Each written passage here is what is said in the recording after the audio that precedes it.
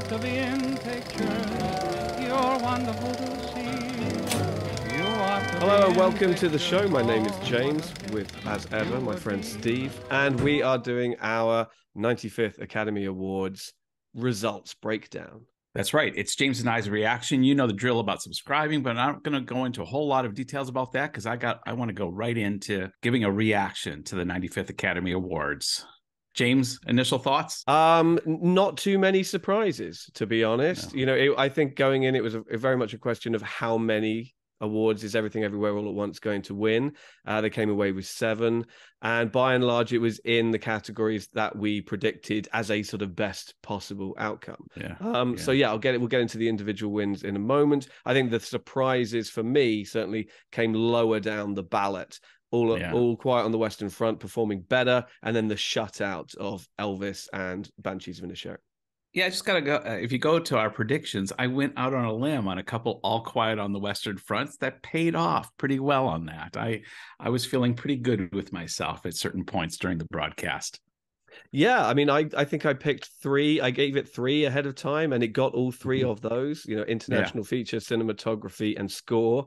It also picked up production design, which I had given to Babylon, which was another film that was shut out. But for me, the big surprise was really the lack of love for Elvis. It was. I thought that I really sort of thought that had been growing, particularly for Austin Butler, but also makeup and costume design. Not the case. Yeah, this was definitely a Daniels fest, much to the chagrin of the Banshees of Inisherin, Tar, and Elvis, which were shut out by and large.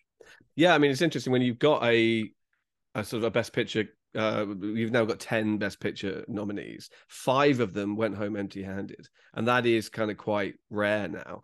But yeah, I mean, this was the Daniels night. This was Everything Everywhere All at Once's night, and I'm absolutely delighted for them, of course, but specifically for Michelle Yeoh. Yeah. And Ke Kwan. I thought Ke Kwan's speech was the best speech of the evening. It touched me. I was messaging with some good friends of ours that we used to do Oscar parties with back in the States in the day, and we still like to kind of text message during the broadcasts. And I got a nice little message from her saying, "Wow, that just brought tears to my eyes." It was very emotional and reminded me that the American dream is still alive. Absolutely. I don't think it was a big surprise that he won, but I think he handled it incredibly well. And, you know, he has been a delight to see and to watch on the circuit this year. And yeah, it always feels incredibly genuine, just his excitement for just being there and being part of the conversation, being on the stage. And you felt that a lot this evening, I think. You know, yes. What was it? 16 out of the 20 acting nominees were all first-time nominees, and it was all first-timers who won. And so you really felt, you know, that this was that moment for so many people who've been working towards it for so long. Yeah. There were no sort of jaded veterans there. No, it was definitely a night of an attitude of gratitude. That was what I kept feeling. Nice. There was a lot of graciousness. And I said in our predictions podcast or our YouTube episode that this was the best set of Best Pictures that I've seen in recent years that have been nominated. Like, I truly enjoyed so many of these rather than kind of enduring some. And this really came across. I found this a much better broadcast. It was much more joyful. I'd say the first hour was almost perfect. I thought, wow, this is like the best Oscars production I've seen in years, until they kind of, in my opinion, they veered off into jokes when they came in and they were questioning like Malala in the audience. Jimmy Kimmel was, and we were just kind of, my son and his girlfriend were here too. We were all kind of like, ooh, that was a little cringeworthy. And then just kind of, I felt there was a couple moments where it definitely took a dive. They made a comment just before the in memoriam about whether they should include Robert Blake and that people could text message. And I thought, this guy died like 3 days ago. Yeah. Listen, I'm the first to say that all jokes are good. I have a very high tolerance for jokes, but even I was going, my gosh, the guy's not even cold yet. And you're really nailing him. I thought, nah, that wasn't cool. Yeah, no, I mean, it's tricky. I mean, I think always the second half of the show is a little bit more ramshackle because you can't plan for it so well, because it's also dependent on who wins and responding to the wins, which you can only sort of prepare for to some degree. By and large, I thought it was a pretty slick production. I mean, interestingly, I was just at the Asian Film Awards last night, and it's chalk and cheese. You know, that was if you're watching the View TV feed in Hong Kong, you know those lovely local hosts who were doing their best to impart pre-written information as if it was their own. That was pretty much what some of the emceeing was like at the Asian Film Awards. It's kind of like a far less oiled machine, shall we say? Whereas you know, this is the top end of that scale, you know. You see it slick. There are a lot of jokes as expected at the expense of Will Smith and the slap that happened last year. Maybe too many, but I think it's the best approach to this kind of thing. Is is just, you know, address it and you know, make it absolutely clear where the Academy stands on it. You know, it shouldn't have happened. The fact when he calls out like everybody in the room, of course, not many of those specific people would have been in the room last year, but when he calls out the room for like not doing anything and then giving them, you know, letting them speak for a long time afterwards, you know, I thought, you know, there's no sort of definitive right way of doing it, but I thought that you know, making those jokes was okay. Yeah, I thought it was appropriate. I didn't have any problem with that. And did you catch the very end when Jimmy Kimmel's leaving the stage and there's a sign like accidents at a work? How many incidences since the last Oscars incident? One. That's it. Yeah, no, that was a nice touch. So I mean, that really kind of hammered home that this is the thing we're going to be joking about all night. Yeah. You know, it's what happened last year. Natu. Absolutely, yeah. The live performance I thought was great in the way it was staged for the audience. I would be interested to see if there was anyone actually dancing in the aisles. I mean, it was thrilled to see RRR win its award in its category. You know, and I thought the acceptance speech there was delightful, where he was like singing. He sang his acceptance speech to the tune of the Carpenters. So that was a really nice moment. It was brilliant. The one I thought was kind of interesting was Lady Gaga's performance, because we had been told in the press ahead of time she was not going to perform, and you had seen her and she was all dolled up and she was in a ball gown and, you know, and all the rest of it. And then I think, quite to the surprise of everybody, she suddenly reappears, scrubbed clean of all of that, you know, in t-shirt, ripped jeans, no makeup, to give this very sort of stripped down performance of Hold My Hand, which I think you know, really made a statement. I don't know whether, you know, whether it's kind of like, well, if Rihanna's performing, I better do something, but I'm going to go completely the other way with it. Who knows? I don't know whether they get on or not. But you know, I think it's always great to see a kind of sort of live performance like that, where they've mixed it up and gone a little different. Conversely, during David Byrne's song, I thought he sang terribly. We were saying he was completely off key or something. But yeah, we're not impressed with that number at all. We were thinking, wow, glad they did that one first and got it out of the way. Right. You know, one of the things I was slightly disappointed with was, you know, we all can discuss the snubs, the actors that we think should have been in the nominees, the films that we should have been in the nominees. And to me, that's all good before the show. But when Jimmy Kimmel made mention of Viola Davis and the actress Danielle from Till, Deadweiler. Yeah. I just thought, you know, we have an incredibly diverse group being represented here. That the president of the Academy of Motion Picture Arts and Sciences come out and name, you know, Janet Yang. You know, we have the diversity was on display, and for me, you diminish those actors and actresses when you bring the snubs into the show itself. I thought it was a disservice to those actresses, because I'm sure they don't appreciate it. And to me, it's just the Academy kind of... Well, you're essentially what you're saying is you're acknowledging not all of you deserve to be here. That's it. And that is not something you do at the Academy. And the minute they did that, I had this internal groan. Because it's one thing for you and I to talk about the snubs before the show. It's another thing for the host of the show, which is kind of the authorizing body during the show. No, you don't do that. And it's almost like the best man at a wedding talking about all of the groom's ex-girlfriends and which ones he preferred. You know, he's That's like, oh, it. it's a shame you didn't Yeah. marry Julie, but okay, this one's Yeah. all right. You know, it's a bit like that. It's a bit weird. And at the end of the day, there's always people that should have been there that people think should have been there. Mm-hmm. The reality is they were all viable nominees, all deserved to be there. And so, I just thought that was poor form. Yeah, I mean, so in terms of actual snubs on the night in specific categories, it was more just a case of, oh, I thought Elvis would get something, you know. Yes. But when you look at the individual categories in which it didn't win, none of them really felt like an outright snub. You know, I thought Austin Butler had edged ahead of Brendan Fraser, but it was only edging ahead, and Fraser winning is totally fine and understandable and predictable. Yeah. I don't feel that anybody else in that category was snubbed or anything like that. So I think in that regard, there were sort of precious few like outright sort of shocks when it came to the actual winners. No, not at all. And it's true. Elvis did get shut out. Banshees of Inisherin did get shut out. It was definitely a Daniels day. But it was a good movie. It was strong. People liked it. And I think it's good for the Academy Awards itself, because a movie that was really well loved and liked and seen by a lot of people won. I mean, it wasn't Top Gun Maverick level, but it wasn't Nomadland either.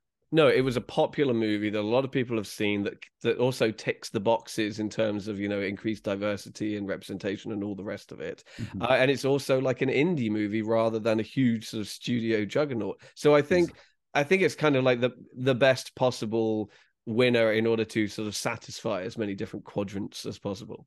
Yeah, if you're looking at it in that regard. I had one little note too about the pre-show. And I don't know if you caught any of the pre-show with Vanessa Hudgens and Ashley Graham and Lily Singh. And I thought, listen, not to besmirch those three hostesses, I thought they did a fine job. But I think one of the challenges you have is when there's such a power dynamic between the people they're interviewing and themselves. I'm kind of missing the days when like a Joan Rivers would be working the red carpet, and there was kind of a gravitas versus gravitas. There was one moment when I think Ashley Graham has Hugh Grant. I was about to bring that one up. Yeah, that's it. Tammy and I just talked. Yeah, he had no interest in being there whatsoever. He gave like one-word answers, like non-answers, dismissive answers to her questions, and it's just like, dude, don't agree to the interview if you're not going to participate. Was my my takeaway from that. I can agree with you there, but Hugh Grant has a history of this kind of thing. He doesn't like to be interviewed. So if I'm going to be a hostess and I'm going to engage you, I better know my stuff. And I'm not going to ask you about Glass Onion. What was it like working with the cast of this thriller? When he just looked like I was in it for like 30 seconds. I had a cameo. Well, what are you talking about? I think by that stage, Ashley Graham was scrambling for like more questions to ask him, because he had already sort of batted away her first couple of questions. And, at the end of the day, he's a presenter on the night. So he has a certain responsibility to add to the show. Agreed. So I think, he's on the show team that night, if you like. And so, come on. He could have done a little bit better than that. I mean, and then he comes on stage and compares himself to a scrotum. I mean, that's, in my opinion, that was fine, because that's him just being very British in the moment. Yes. And it's like, oh, Hugh, that's funny. Yeah. But no, I was actually a little bit irritated by him on the red carpet. And I was like, come on, do better. Just did you catch the eye rolls though when he left? It was he even Tammy surprised. Like. Yeah, he just did it like, what the hell was that? And I hear what you're saying, and I agree. But the flip side is, this is a guy who's made a reputation with this kind of thing.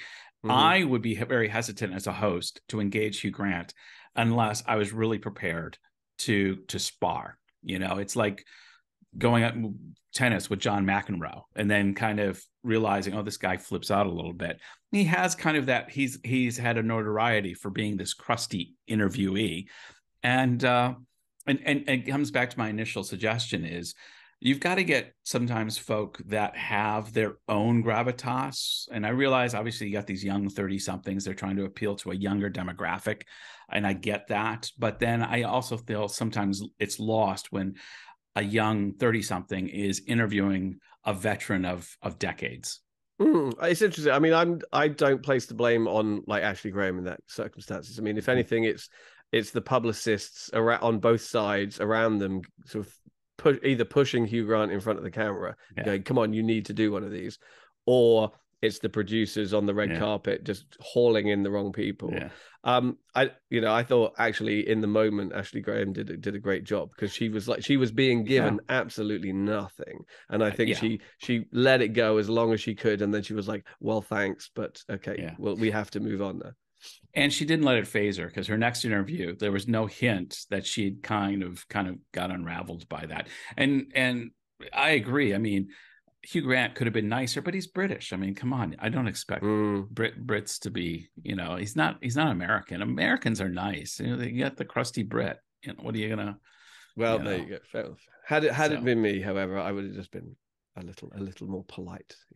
We have a sense of occasion. Navalny's win, it was quite emotional to see the wife speaking and the director calling out against authoritarianism in the world. And considering where you and I live, I'm wondering how. Yeah, no, it was interesting. It was great, and I think that was definitely sort of voters voting politically. That that was their way of voting against Russia and what have you. It was interesting. There was a couple of comments I noticed in the local script of the two, with the two girls were reading out, where there was just a comment sort of slipped in with their sort of scripted responses, which was like, yes, we need to sort of we need to sort of stand up for ourselves, or we need to I can't remember exactly what they said, but there was a kind of nod to standing up against authoritarianism, or making sure that your voices are heard, or something like preserving democracy, something like that. And I was kind of like, oh, okay. Someone just snuck something into that script. Well, everybody, thanks for watching. That was our reaction to the 95th Academy Awards. Obviously, a little less drama than last year's slap between Chris Rock and Will Smith, but pretty much down the middle of the fairway. A lot of what we expected, but I thought even with the expectations kind of being met, there was a lot of heartfelt speeches. There was a real attitude of gratitude. And overall, James, I thought that this production of the Oscars was much more enjoyable than in recent years past. That's my personal opinion. Yeah, I think that's a good takeaway. At the end of the day, I think it was a slick, polished production. Who knows what it's going to do to ratings? And I know there's always a big conversation about, it's the the lowest rated ever, year on year. I think this one might have come some way to restoring those numbers. It'd be interesting to see what, with Lady Gaga and Rihanna and who everyone else performing, with a popular movie winning, with you had like Top Gun getting something, Avatar getting something. It felt like far more entertaining than it has done in previous years, and so that's encouraging for the years going forward. And I was happy that they put some of that lower, I don't know the best way of putting it, not sounding patronizing, but some of the lower fruit awards that they had taken out for time's sake that they put back in.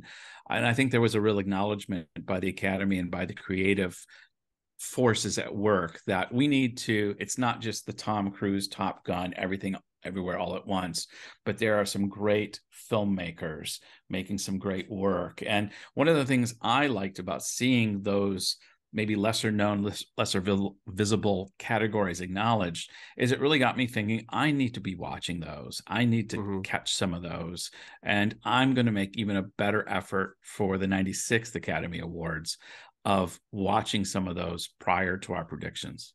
Yeah, I've been really lazy on the shorts. I'd kind of slept on them this year. I hadn't really watched any.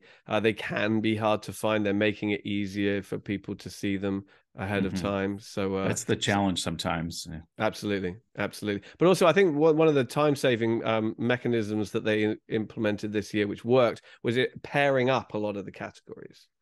So they bring presenters on to, they've done it in one or two of the technical craft categories before, but they did a lot more of that, and it just speeds the whole thing up. Yeah. And you don't feel like you're losing anything, though. Like I felt like nothing's lost in translation. That was our thoughts on the 95th Academy Awards. But what are yours?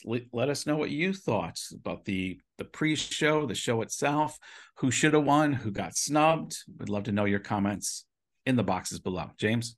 Yes. Absolutely. Look forward to reading your comments below all of those points. Until next time. Take care, everybody. Bye-bye. Bye. You ought to be in pictures. Oh, what a hit you would be.